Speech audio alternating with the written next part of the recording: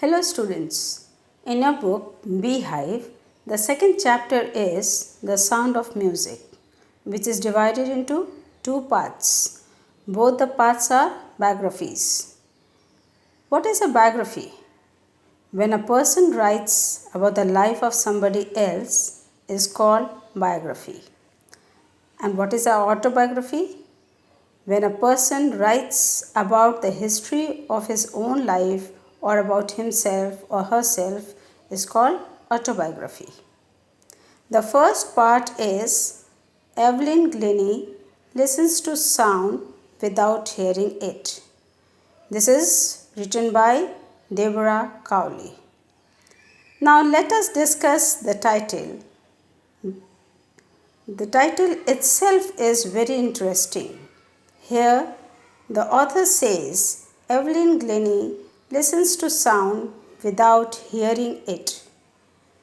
Isn't it very surprising that a person who is suffering from hearing impairment listens to the sound?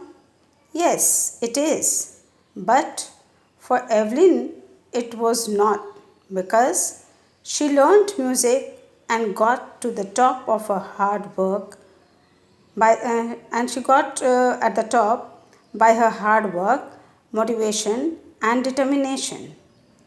So, now before we proceed with the chapter, let us discuss these sentences said by James Blades. God may have taken her hearing, but he has given something extraordinary. What we hear, she feels for more deeply than any of us. That is why she expresses music so beautifully. Here, James Blade had commented this about Evelyn and Evelyn Glennie. He says that although God took away her hearing power, she was impaired, but he gave her an extraordinary thing, and that was the sense of feeling. She could feel very deeply, far deeply, far more deeply than the normal people. And that is why she was able to express music so beautifully, so well. This story of Evelyn Glennie is a motivational story. It inspires all of us to overcome our physical disabilities and achieve our dreams and goals just like Evelyn did. Evelyn was a well known multi percussionist. She played different percussions and different percussion instruments like xylophone. You can see in the picture, this is the picture of xylophone, and drums, etc. She had attained mastery over almost 1,000 musical instruments despite being hearing impaired. She learned to feel music through the body, as if music was flowing through her body, instead of hearing it through the ears. When Evelyn was 11 years old, it was discovered that she had lost her hearing power due to nerve damage. The specialist advised that she should wear hearing aids and be sent to a school for the deaf.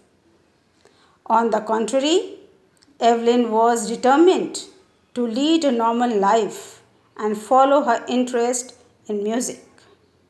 Although she was discouraged by her teachers, her potential was noticed by whom? By percussionist Ron Forbes.